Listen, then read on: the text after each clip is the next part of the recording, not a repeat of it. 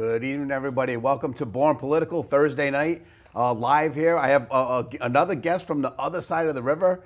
A few weeks back, you'll remember I had Murray Renshaw on the program, introduce you to the New London legend that he was. This is going to be no different. We have this is a New London guy through and through. You guys know also that I'm a New London guy, and it comes into question a lot now because I have moved over to the other side of the bridge. But I bleed green and gold just like this man does. We only have a half hour, and I'm going to get right into it with him because he's done so many different things.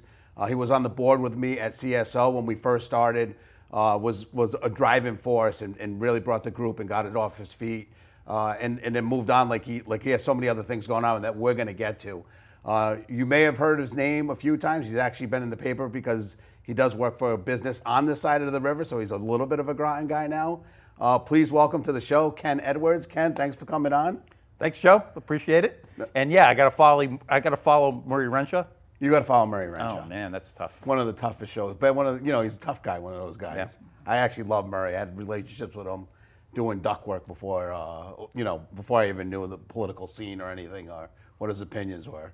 I like to sit when Murray's out in front, just sit in front of his shop, or even wherever I see him just sitting. I like to sit next to him, and just pick his brain a little bit. Oh yeah, yeah, that's Murray. Yeah. So about you, I already let the cat out of the bag that you're a New London guy. So you safely made it to Groton here. And today. I know you say you're a New London guy. Oh, stop it. But yes, I'm born and raised, the product in London Public Schools. Yeah. And it really is the right place for me to call home. Yep.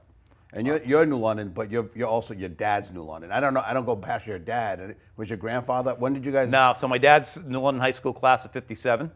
Yeah. However, he lived in Waterford, and there was no Waterford High School at the time. Oh, okay. Yep. And so so my dad came out of New London Waterford Volunteer Fire Companies. He was a Jordan guy for years, and then in 1961, joined the New London Fire Department. So that's when we moved to Beckwith Street in London.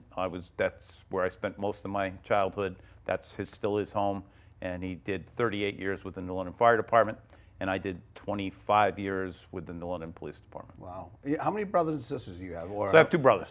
Two brothers. Yep. It's funny because I say I know you so well, and I was like, does he have a sister? So no sisters. That's two brothers. We grew up in that two-bedroom house on Beckwith Street in New London. Three of us to a small bedroom, one bath house, and we made it work. And what's your position in the family? Because I think that I'm the oldest. The oldest. See, this is called Born Political, and I think a lot of the way that we act and who we are is our position in the family. I happen to be the middle child, and I'm like the negotiator. Oh, that makes a lot of sense. Right? Yeah. And with you, it makes a lot of sense that you're the oldest. It's kind of like the guy that's always in front, or the CEO of the family. A year and a couple months apart, but the oldest. Oh yeah. Yeah, it was a 3-2-1 type thing. 3-2-1. So you guys you saw each other in school. Yep. So there was more of that's the age group. We just had someone in. We talked about it. The age difference sometimes is a vast difference. Sometimes you're like a father because you're 8 years older, like we see in families now. And when you're 2 years apart, it's a battle. So growing up with my dad as a firefighter, stationed at the Riverview Avenue fire station, where we could actually walk from Beckwith Street to go sledding at Riverview Avenue, I kind of grew up in the firehouses. I've watched some of the biggest fires in London from the jump seat of fire trucks. Wow. Because my dad and I were out doing something when the second alarm came in, and we ended up watching what is now Cross Sound Ferry. It used to be a big factory building there. I watched that burn down from the jump seat of a fire truck as a young kid. Wow. So very exposed to that kind of life, the public safety life as a kid. So I usually do better. I've interviewed a lot of different people that I don't know, and I find out as I go. And it's hard interviewing you because I know all the things that you have done. And there's like a list that is a mile long. I was joking off here that it would be probably a 5-part series of Ken Edwards. At one point at NLPD when I was there, I printed on my phone, just say no. Because you got to, at some point, it get spread a little bit thin. But you get passionate about people being passionate about what they're doing. Yeah. So if somebody calls me and they're passionate, let's say, about the Center for the Blind, and the Center for the Blind is having some problems and they need a little help, how do you say no to somebody that's so passionate about the Center for the Blind when you have an ability to help somebody. And that's what I've always tried to tell my kids. You know, and if they probably tell you if one thing, if you have an ability to help somebody, Yeah. it's an obligation to help somebody. It Because is. not everyone has the ability to help somebody. No. There aren't people in a position to be able to help. So if you're in that position, and I've been blessed, you know, whether I was working for the City of New Orleans Police Department or the Connecticut Chief State's Attorney's Office or on the FBI's Violent Crime Task Force, I've always had means, access, and the ability. How do you say no? Well, you never did, because you say you wrote it. He wrote it on his phone, but I trust me, you should have probably had it tattooed on your hand, because I don't think you picked up your phone often enough. When we first started Community Speaks Out, and we were trying to really navigate and figure out how to start the group and how to help in the best way. I really always think about when you first came on board, just knowing that you had already done it pretty much with Safe Futures. You know, you got a grassroots group that got together, and you saw how that formed. And then for us to get this 911 call at the beginning if someone needed help, and then you would just go like 11 o'clock at night and go pick someone up and go bring them to help or drop them off at Stonington. Not just you had me. done that a few times. Tammy and I went into a housing project in New Britain one time. Yep. On the way in, we get in the middle of a fight, Yep. and I leave her in the car. I go resolve it. She can't figure out how to work the radio in case I need help. And so it's not just it's easy when there are people like yourself and Tammy and Linda and Lisa and everyone else I've dealt with, right? Yeah. That are willing to put themselves out. Yeah. How do you not jump in on that? That's just, you never want to be the one person being super passionate about something. Yeah. But when everyone around you is so passionate about their cause, it makes it easy. Now, not knowing that, I forgot. I didn't realize your dad was a firefighter. You think? Did you see him and say, "I think I'd rather be a cop," or did it just?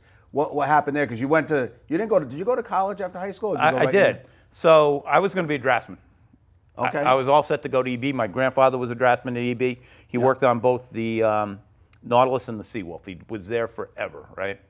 Went from paper and pencil to computer design.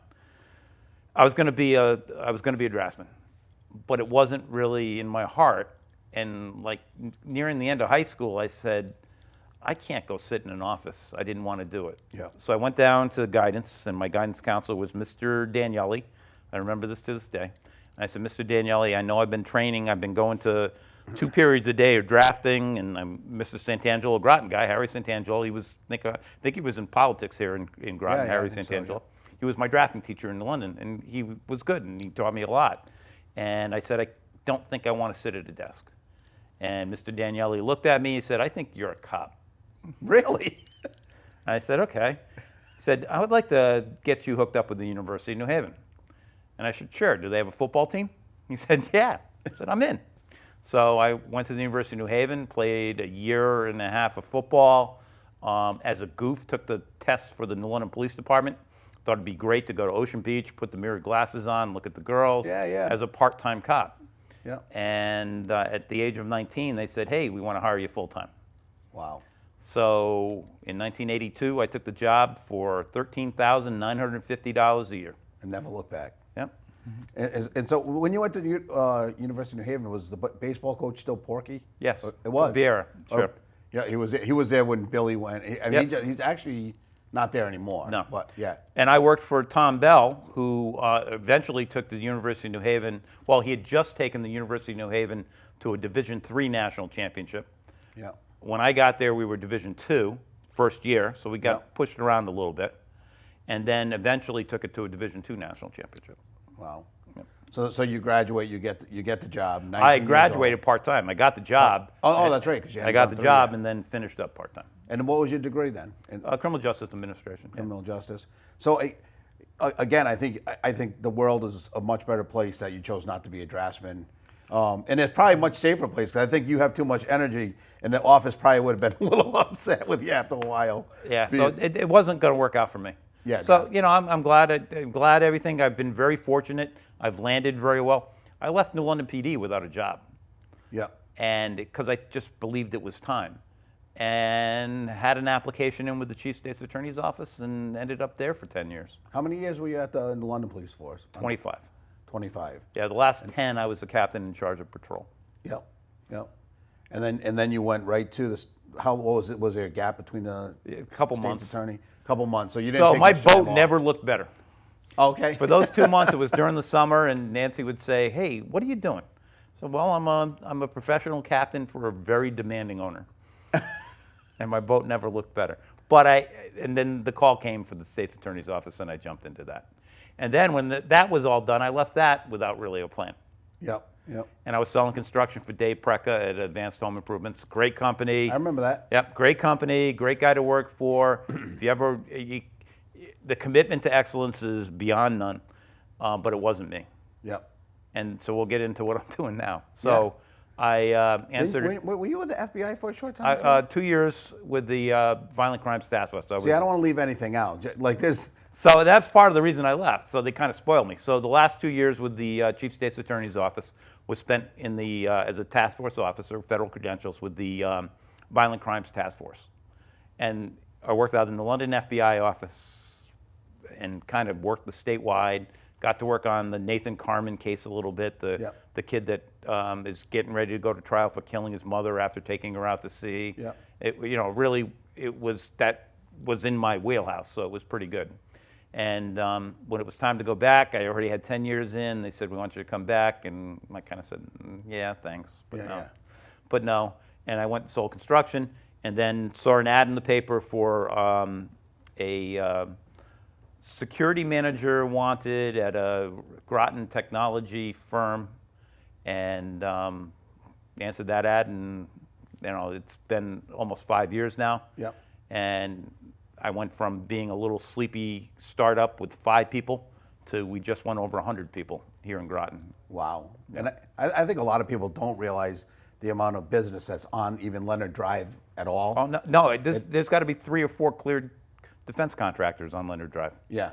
And we were the smallest one when we started. We're now the biggest one. Yeah, so and if anyone doesn't know what ThayerMahan does, I mean, I got to go and tour it as a state rep, as a town councilor long before, and then even to know the work that you do. So I'll let you guys talk. I'll let you talk a little bit about it. All right, so ThayerMahan's a great company. Yeah. Right? It's an employee-owned. We all have stock options. Very selective in our hiring. We only hire the best of the best. Yeah. But yet we still have a pretty good pool of people to work with. We do work for both the Navy and commercial customers. We started out with doing a lot of work for the Navy in the surveillance realm, being able to put autonomous vessels with surveillance packages out in the Caribbean, the Pacific, the Atlantic, and just like the Air Force flies drones, air drones from places like Las Vegas. Yeah. We have a fleet of sea drones. And I saw that. And we drive them from Groton, Connecticut. And so we can be anywhere in the world gathering information on the sounds in the ocean or depths and whatever. Who's running where, what type of vessel it is, how fast it's going, what direction it's going in. And we can share that with our customers almost real time. And that's kind of the important thing. But having started with that, we easily moved into when wind energy started up. Yeah. A lot of the skills that we had hunting drug runners in the Caribbean or Russian subs in the Atlantic translate into protecting endangered right whales. Yep. Our Navy acoustic experts that spent 25 years in the Navy trying not to hear whales, we told them, hey, we're going to start listening for whales, and we're going to know where they go, and we're going to know when they're close to marine construction. We're going to be able to relay that information to keep them safe from construction noise and other things that are going to harm them. So in real time. In real time. They get close, and you make a phone call to the construction company doing the drive-in. We can tell them how many, what time, when they're going, what direction, when they're out of range, because we can hold them for quite a while. Wow. With our systems that we deploy out there, either on autonomous vessels, off of buoys. Yeah. We have a lot of ways to do it now. Wow. And because I don't even know, but it's probably because they hear something and get confused, and then end up either beaching Correct. themselves or going in the Correct. wrong. So we think that the marine mammal protection is a big part, and a part we want to be involved in on a lot of levels. Yeah. So we're also doing noise mitigation. So what we can do is we can surround pile driving with curtains of bubbles and deaden the noise so that a marine construction sound that normally would travel 5 or 6 miles maybe only travels 1 or 2 miles. Yeah. So we can do that. We can look for marine mammals in a lot of different ways: sound, visual, infrared cameras. We do that. We do inspection. Another part of our business is seabed surveys using synthetic aperture sonars, very state-of-the-art systems that create images of the ocean's floor that look like you just took a picture in 2 feet of water. Wow. And really, it's just a bunch of pings being sewn together by the computer system. It really is amazing to see the technology and Yeah. to walk in the room and then they have this large screen so they can obviously see where all these drones are. Yep. And it's a flat Earth screen. Yep. And you can see where all these drones are all over the world in real time, Yep. which I thought was, I mean, it's pretty impressive to be able to drive them Yep. and change direction and do all. I'm thinking now because off air we talked about. He's blessed with living across the river from Groton to look at all of our construction that's going on. I always laugh because when I moved to Groton, I said, "Man, we give you such a beautiful view over there in New London." Yeah. You not only got to see the largest building on the riverfront now be built, you got to hear it. And Yeah, oh yeah. and I'm thinking A little noise mitigation would have been nice. exactly. As you were talking, I was laughing because I know how loud it was because we live up over on the other side of the hill. We could hear it. Yeah, so we're trying to capture as much of this business as possible. Yeah. So pre-construction, we're going to do survey work. We do unexploded ordnance removal. You'd be amazed how many unexploded depth charges from World War II are sitting Really? between Block Island and Martha's Vineyard. Wow. Tons. So we've done unexploded ordnance, other obstacle removal, where major anchor chains have to be removed from the system. Yeah. And then when they're built, we want to be a part of the maintenance part of it, doing surveys, preventive maintenance surveys, doing aerial drone inspections. What's one of the coolest things you guys have found on the? Or can you even say it? I mean, bombs are great. I mean, things like that. A bomb's concerning, actually. Yeah, so working with NOAA, we found that previously undocumented ship off the coast of North Carolina sunk in World War II, and we were able to document that in detail as part of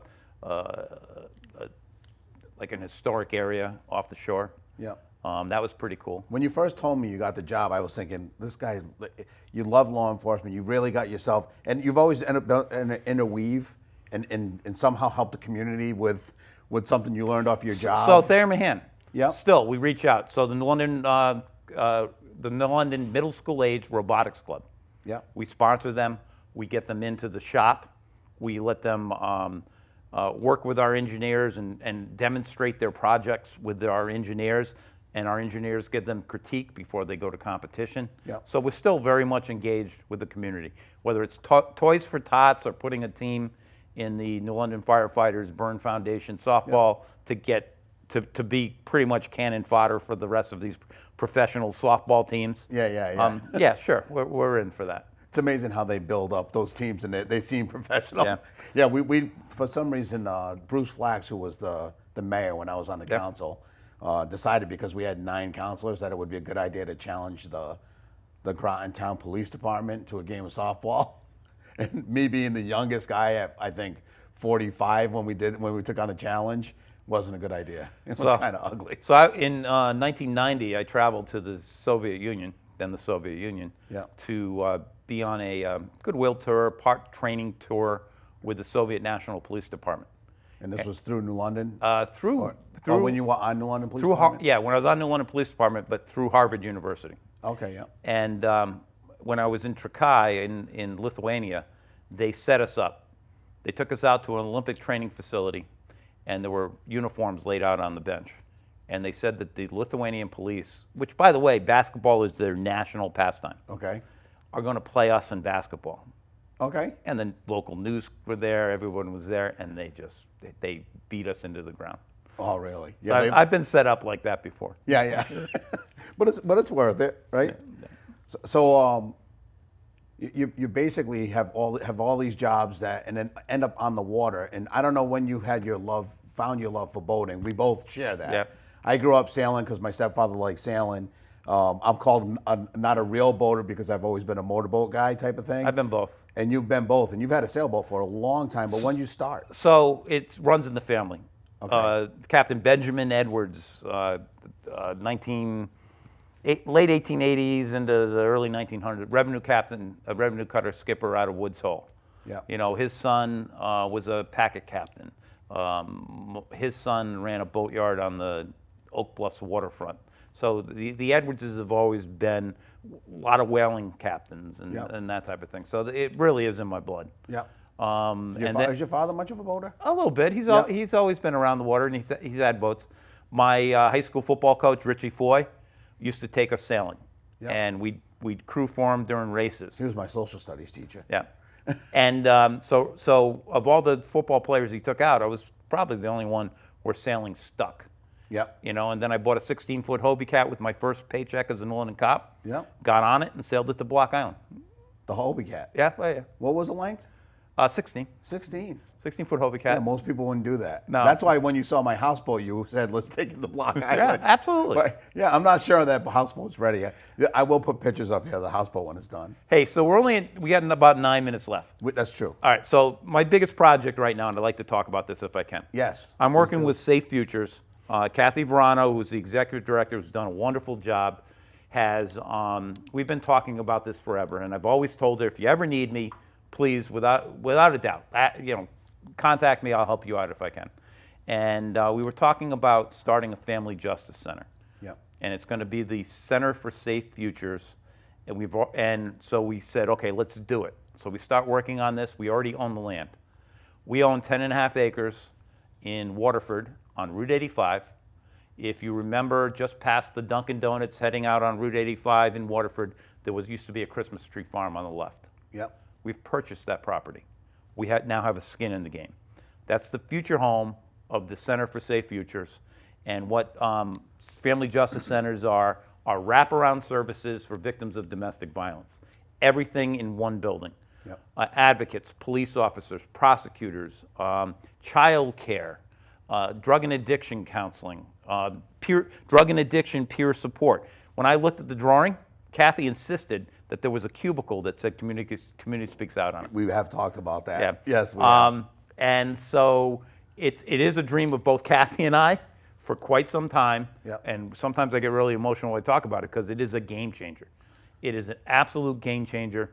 A lot of people fall through the cracks because they show up at the police department, they report, and then maybe a couple days later they're expected to be somewhere else, and maybe a couple days later they're expected to be somebody somewhere else, and it just doesn't work. And I think really to even go back, I know the project is now, but to go back when Safe Futures was just a thought in people's minds, and I know you were a part of it in the beginning, I think a lot of it has to do with you're a police officer, and I think what most people don't understand is most interactions with folks aren't happy. It's a lot of times at their worst time. They just found out their loved one cheated on them or whatever happened, and you come into that, or it's an abusive relationship. Yeah. And I think that you probably saw this gap in services, like you did with the drug addiction with Community Speaks Out.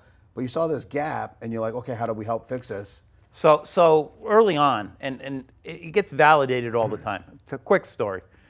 I'm working in Hartford on the Hartford Shooting Task Force, part of the Chief State's Attorney's Office. Hartford was going through a big gang shooting problem. And I've got all kinds of people working on it, ATF, FBI, and there's also Hartford detectives. And I'm up working on it about a year in, and a Hartford detective shows up in the room that we're working at. I've been working with him for a year, and he's got this weird look in his face. And I said, Tony, what's up? And he said, this weekend I helped my mother move out of her house. She's moving into assisted living. And she said, hey, maybe you want this picture. And this is the cop that used to come around when we were in the shelter in London. This kid grew up in Stamford. Yeah. When we were hiding from your father, and he used to make sure we were safe, let you play in the police car, just check on us every now and then. And part of the reason you wanted to be a police officer, she handed him the photo. Yeah. And it was a photo of me and him. Oh, wow. And So he came in that day, and he had the photo in his hand. I could tell, something was up. And he said, "Yeah." I told my mom, "Yeah, I remember this. Now I know this guy. I work with this guy. That's Ken Edwards." Wow. And so we'd been working together for a year. Wow. So so fast forward to when we kick off the Family Justice Center initiative. We had a strategic planning session. Yep. And I gave him a call and said, "Hey, would you like to come down and talk?" And he came down, Hartford Police, now a lieutenant's uniform, and talked about his experience in the shelter in New London, hiding from his father, who had hit his mother over the head with a crowbar and left her in the trunk, but luckily she was able to escape. Yeah, and we talk about in our country all the time, with the word mental health. If you hear a politician speak now, and I was one of them, mental health will be said in a sentence and then said 8 more times down the road, just to show how much we care about it. And mental health, to me, a lot of it goes back to your safety. Yeah. Oh yeah. A lot of the mental health is: Yes. am I going to be safe at home when I go? Is my mom going to get beat up? Is my dad going to get beat up? And back to the Family Justice Center, that's what this is. When I say wraparound services, I mean, what do you need? It's here in this building. Okay. Do you need clothes? Yeah. Because we have a boutique here. Yeah. You can go shop, it doesn't cost you a dime. Yeah. Do you need childcare? We have it right here. Do you need help with your addiction problem? Yeah. We have it right here. Do you, Sound Community Service is all in on this, working very closely with Gino on this. Yep. He's on the steering committee that I chair for this effort. Awesome. And Sound Community Services is all in on this. New London Adult Education is all in on this. And that's really what it takes. I mean, what we found through Community Speaks Out, it's not trying to reinvent the wheel. It's finding someone that's passionate about that one piece and giving them a cubicle in a place like that. Yeah. And that's and what I they will think feed off of everyone else there, because everyone else there is going to want to be there. Yep. And it's going to feed off. And the person that walked in dragging their kids, maybe dragging their dog, because guess what? We're going to take care of the dog as well. Well, you also foster little black dogs. Yep. I mean, we don't have a lot of time left, but but it's important. The Safe Futures was one of the first shelters to ever allow a woman to come in with their pets. and we only have like a minute. So how do people get involved with Safe Futures? How do they help? So Safe Futures, you can call and ask for Kathy Verano or Marie Kenny. They're working on this. Marie Kenny's probably the best person. She's the person dedicated at Safe Futures for working to make this Family Justice Center work. Former state trooper, worked in sexual assault. She just really gets it.